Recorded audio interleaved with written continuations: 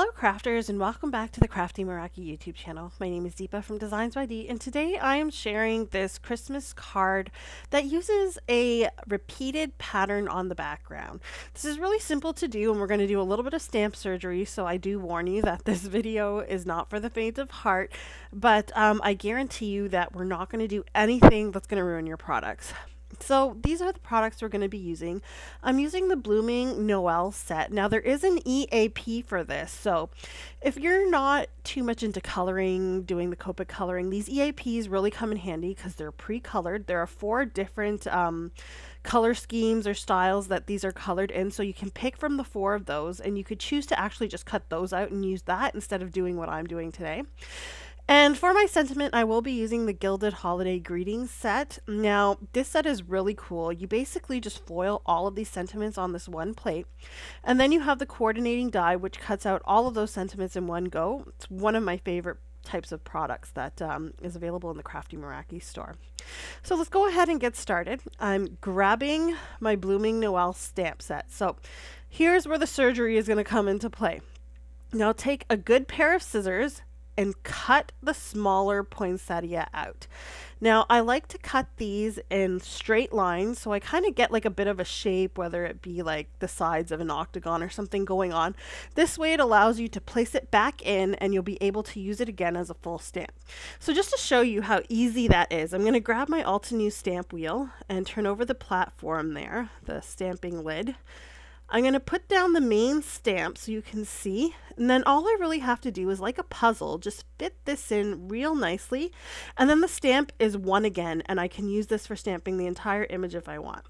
So don't worry about cutting your stamps up like this. So I'm going to take that smaller poinsettia that we just surgically removed and place that to the side. I'll actually just stick it on the back of this lid here and keep it to the side for now. We'll get to that in a second. But the first thing that I want to do is grab some white cardstock, and I'm grabbing the coordinating die for the Blooming Noel. Now keep in mind, we only want to cut out the smaller poinsettia. And I'm just cutting out some smaller squares that are about the size of that poinsettia. And what I'm going to do is I tripled them up there. So I've got 3 pieces of cardstock. I put it through my die cutting machine just to see how many I could cut in one go. And I pretty much figured out here, you can really only cut 2 at a time. And I put it through my die cutting machine and rolled it through a few times. So in order to not kind of squish your cardstock and ruin it, I do recommend using 2 at the most at a time and then cutting out about 7 of those. Now keep the negative piece of one of those squares because we will be using that for stamping. It just makes it easier to line everything up, and so you don't have to remove and place your stamp every single time. So we stick that negative piece to our Altenew stamp wheel, to the sticky mat. Then I inlay the die cut. I'll line up my stamp. Sorry, my head gets in the way there. I'll line up the stamp there, pick it up with my lid.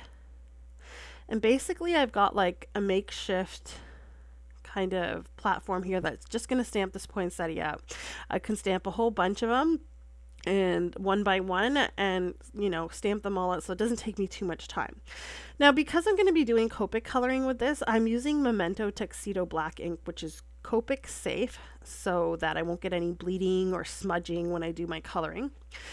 And since I've lined that up, it's going to stamp out perfectly onto that die cut. Now be careful, you'll see I'm using a picking tool here, and I don't want that picking tool to kind of pierce my sticky mat, so I'm carefully slipping it under there and then pulling off the flower.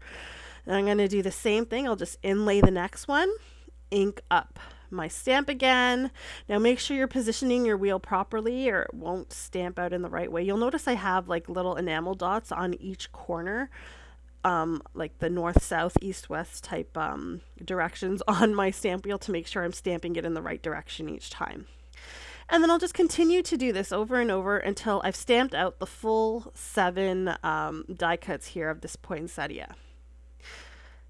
And that's pretty much it for this. So once you've got all of those stamped out, we'll move on. I'm not going to show you all of those right now.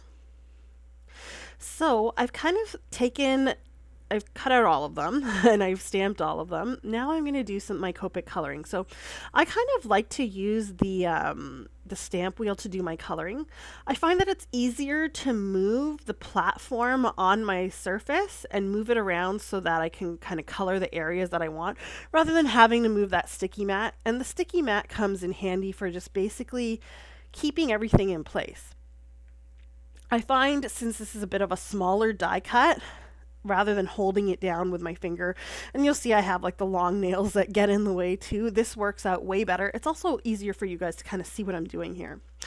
So I have posted the 3 colors that I'm using up in the top right corner. I'm using RV95 as my darkest color, YR20 as, I think that was my mid-tone, and then RO2 as the lightest color. Probably the other way around. It was RV95 is the darkest, RO2 is the mid-tone, and YR20 is the lightest. That makes a little more sense. So all I did was I started off with the darkest color. I used the flicking motion. I love that flicking motion. It gives a really nice feel to your leaf and gives it a little bit of texture. And I'm just flicking out from the center, which I would imagine would be the darkest areas. The other areas which would be darker are the little flaps of the petals underneath there, and then at the tips just a little bit. And then I went over that and pulled out the color just a little bit with RO2 everywhere that I had put the darker color before.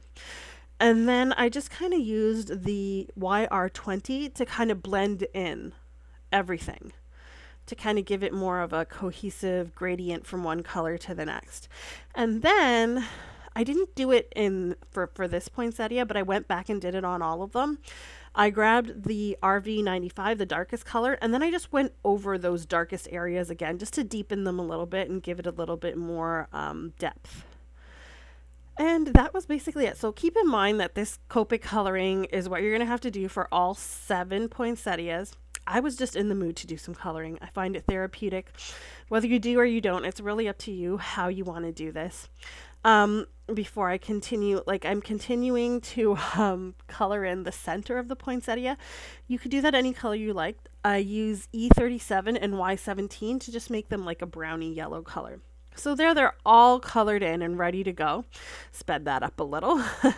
As I mentioned, you can always use the EAPs if you don't like coloring. I've got 2 pieces of cardstock here. One is A2 sized and the other one is just slightly smaller. It's 4 inches by 5 and a quarter. Now I've got this marker here. This marker is from Alta New. It's the Fern Forest color. And I chose it because it matches that cardstock that I chose, that deep green. And what I'm trying to do is basically color in the little border that you get when you die cut these images out, because I don't want the white in it. I want a lot of that green in the background. I want these poinsettias to kind of blend in with the background more. I don't want the white border, basically. That's it. I keep saying I don't want the white border. No, I just don't want the white border. You'll notice it has a bit of a different look, and it actually makes those poinsettias stand out a little bit more. Now, as I do this, I'm very carefully just outlining the edge here with this Fern Forest screen. And then I'll also kind of go along the very edge of the die cut just to make sure I get rid of any white. I don't want any of that white showing at all. We're all for the green and I guess peachy reds for this card. So I'll continue to do that for this poinsettia. As I mentioned, I'm not going to show you all of them. It's just a bit monotonous and you get the point, right? So you can see there's a little bit of white still seeping through at the edge. And here's what I mean by just coloring in the edge. That really just darkens that up and gets rid of any excess white on your die cut. And there you go. So I'll do that for all of them and we'll skip ahead quickly. You'll see how it looks there gorgeously on the cardstock. So I've got them all done. Now let's go ahead and kind of put together our background here. Now I'm going to use some foam adhesive. I'm always a stickler, not a stickler, but I just like dimension. So anywhere I can add it, I try to add it. I'm going to add it to the back of these poinsettias and just kind of place them on the background. Now it's up to you how you want it to look. I'm placing them off the edge so that it has more of a cohesive look, like I didn't just try to fit them all in. And don't worry about that. If you feel like all of the spaces aren't fully filled in as much as you would like, remember here we've got these overhanging bits that we're going to end up cutting off, and you can always use that to fill in any empty spaces. So that's why I say you only need about like 6 to 7 of these poinsettias. You don't have to do an extreme amount of them, and it really doesn't take too long. My coloring didn't take too long, and as I mentioned, I was in the mood to color, so it worked for me. I'm not always in the mood to color, and in that case I'll probably use the EAP. So now that I've got my poinsettias on, I will go ahead and cut off those overhanging edges. Keep those, as I mentioned, we're going to use them to fill in the rest of the design on the background. So we're basically just creating this repeating pattern, which is the poinsettia in itself. Now keep in mind, I did kind of shift them around and turn them around so that it wasn't too ordered looking. It looks a little bit more random and natural, if you will. And now I'm taking all of those extra bits that I cut off, not all of them, but most of the larger pieces, and I'm just placing it along the edge, kind of sticking some behind some of the other poinsettias to kind of make those a little bigger, fill in more of the green space. And just like so, you can see how you can use those bits up to kind of fill in your image. Now, for these extra overhanging bits that I'm attaching, I am not going to attach them with foam. I'm going to have them kind of sit in the background. So you get like 2 levels of poinsettias here. You get the main ones that we've propped up on that foam adhesive, and now these ones will kind of sit in the background. So you're not only getting, you're getting a lot more depth here. You've got the depth from, first of all, keep in mind, we also have 2 layers of this background here. The green and the 2 sizes. So we have the A2 size, which we haven't dealt with yet. And then we have this piece, which is our main background. I'll make a little more sense in a minute if you don't understand what I mean right now. Then we've also got the poinsettias, which are propped up, and the ones that are in the background. There's that level of layering and dimension. And then we've also got like the darks and the lights that we've used in the Copics on the poinsettias. Now for sentiment, I did foil the gilded holiday greetings hot foil plate like a while ago, a long time ago, and you can see I have that little box of like a whole bunch of sentiments. So I just kind of grab the sentiments as I need them. I don't always need to foil them every time that I want to use them, which is why I think that this is amazing, because we don't always have that extra time to do that foiling. So I kind of just go to my box, grab the sentiments I need, and I'm ready to go. Just so you know, I did foil that with rose gold foil by Spellbinders, which is really pretty, and it kind of goes with the peachy tones that I have in the poinsettia.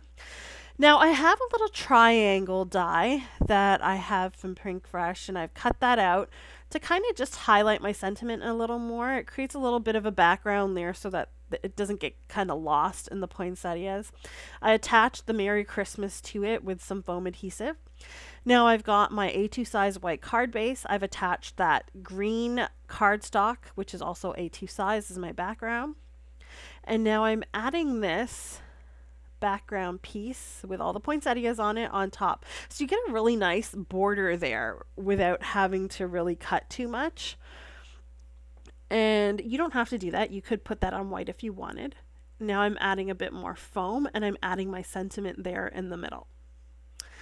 Now, moving on, my final step is bling. Now, I'm going to admit here, and I'm pretty sure this happens to all of us every now and then. You create something, you're so happy with it, and then you take like one extra step and you're like, oh no, what did I do?